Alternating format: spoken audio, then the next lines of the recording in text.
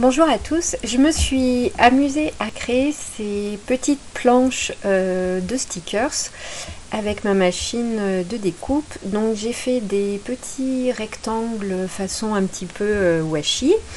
J'ai également fait des cercles, des petites pastilles et une dizaine d'étoiles. Donc j'ai utilisé le thème de Noël parce qu'on est en plein dedans et je vous propose cette vidéo pour vous montrer mon travail sur le logiciel, comment j'ai fait pour créer ces planches. Voilà. Alors nous voici sur le logiciel et du coup je le fais en vitesse réelle, je ne vais pas le mettre en accéléré. Donc on va commencer par tracer un petit sticker tout rond. Alors je prends l'outil trait et je vais dessiner un arc. Tac. Hop, et je reviens pour le fermer. Donc voilà, donc là le cercle est très grand mais c'est pas grave, on va travailler sur du grand et on va réduire après. Donc je me remets sur la flèche. Hop. Je grossis juste ma zone de travail, comme ça on voit bien. Donc maintenant je vais lui ajouter un motif, un pattern en fait. Ça ne doit pas se dire comme ça en anglais, mais voilà.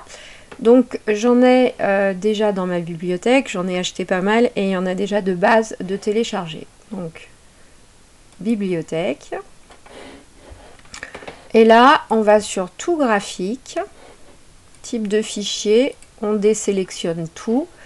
Et je clique juste sur motif imprimable. Et du coup là vous avez uniquement les patterns, les motifs que vous pouvez mettre à l'intérieur d'une forme. Donc par exemple, on va dire que nous sommes en pleine période au moment où je tourne la vidéo de Noël et on va se mettre un petit papier de Noël. Alors, hop. Alors par exemple celui-là est très joli. Hop là. Donc voilà. Donc j'ai double-cliqué dessus, il me l'a mis en grand et puis après j'ai supprimé et il me le met en petit. Donc là vous avez votre rond qui s'est rempli en fait avec le motif. Comme nous, en fait ce que j'ai prévu c'est que mon rond soit beaucoup plus petit.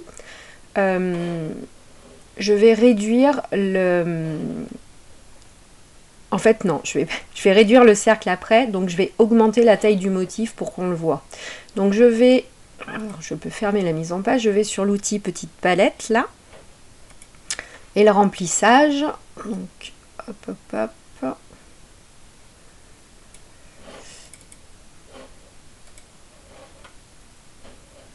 Est-ce que c'est bon? Oui, donc là, en fait, sur l'échelle, je peux augmenter ou diminuer mon motif. Je pense que comme ça devrait être pas mal. Après, vous pouvez les faire pivoter, vos motifs. Donc moi, je modifie l'échelle, comme ça, ça va bien aussi. Vous pouvez le rendre plus ou moins transparent également. Donc voilà, donc là, on peut fermer. Ensuite, moi ce que je veux faire, c'est que ma machine elle découpe, là elle va découper pile poil au bord. Et si jamais elle est un petit peu décalée, on va voir du blanc. Sur ce genre de petits cercles de déco que je colle dans mon bullet journal, je ne veux pas en fait qu'elle... souvent je veux pas avoir le blanc sur les pages. Donc ce que je vais faire, c'est que je vais créer un contour mais à l'intérieur, donc je vais créer un décalage interne.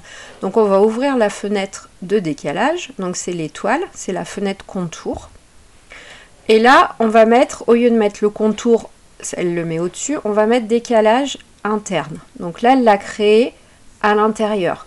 Donc le décalage est à 2 mm, moi je vais le mettre hop, oh là, mince, à 0,07. Hop là. Du coup, il est beaucoup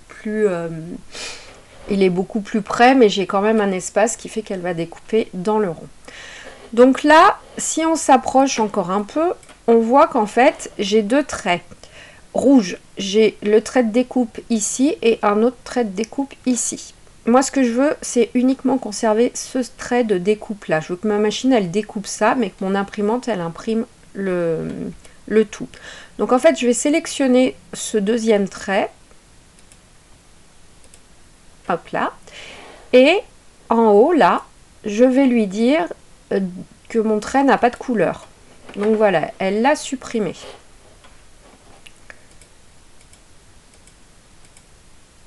Je dézoome. Donc on a bien mon motif et le trait. Donc maintenant, je vais sélectionner tout. Je vais grouper. Et je vais réduire. Donc un petit rond de washi, ça fait à peu près 1 cm, 1 cm 2 à peu près, quoi. Donc c'est vraiment petit.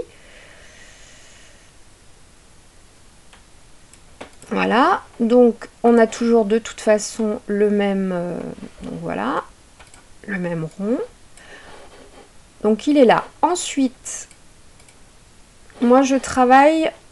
Enfin, mon imprimante, elle imprime sur des feuilles A4. Donc là, je vais me mettre en A4. Voilà. Donc le trait rouge s'est déplacé.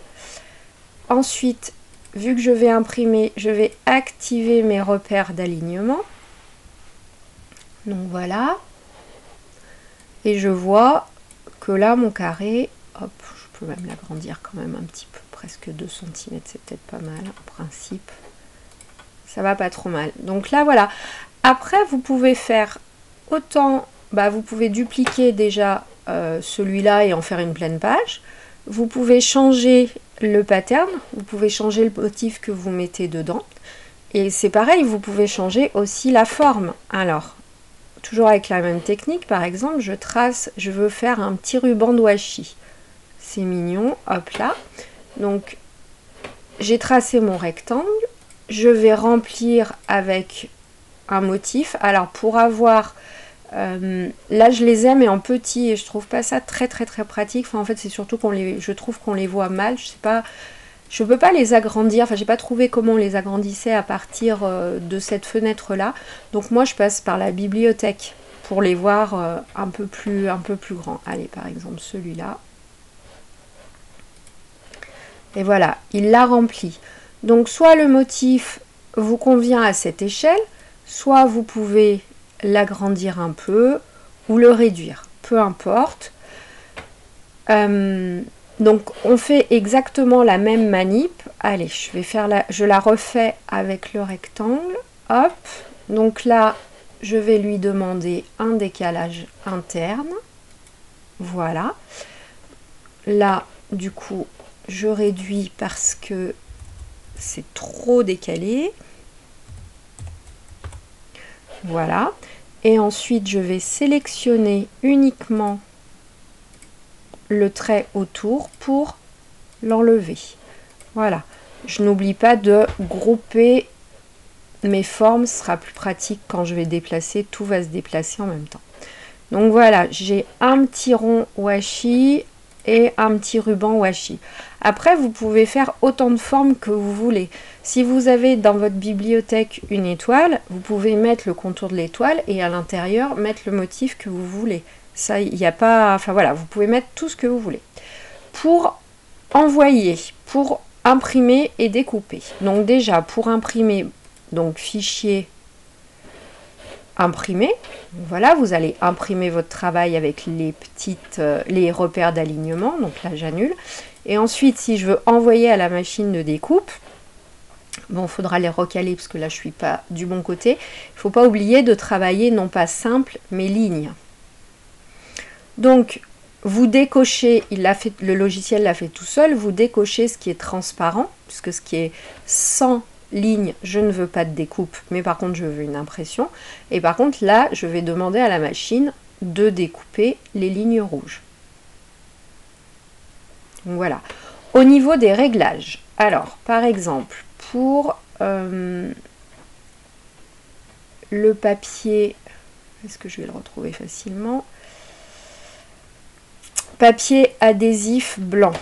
Donc, découper, hop là, moi j'ai une lame directement. Donc, je mets la lame non pas sur 2 mais sur 1 et je mets la force par contre à 30 et je réduis la vitesse à 1 si je veux une découpe très précise ou à 2 sur des formes comme le rond ou le rectangle, ça passe. Par contre, je mets 2 passages pour que la découpe soit précise. Toujours la vitesse petite, petite, petite. Voilà. Et du coup, avec ce réglage, votre feuille, elle ne va découper que la partie autocollante. Vous aurez toujours la base de votre feuille, le dessous qui ne sera pas découpé. Voilà. Si vous voulez découper le dessous de la feuille, moi mon réglage c'est sur 2. C'est la même chose sauf que je mets sur 2 pour découper entièrement. Hop là. Donc voilà comment je fais ces petites images. Donc on voit bien en agrandissant, hop, que elle va pas découper au bord, elle va être un petit peu décalée pour ne pas perdre, pour ne pas qu'il y ait de blanc en fait sur la découpe.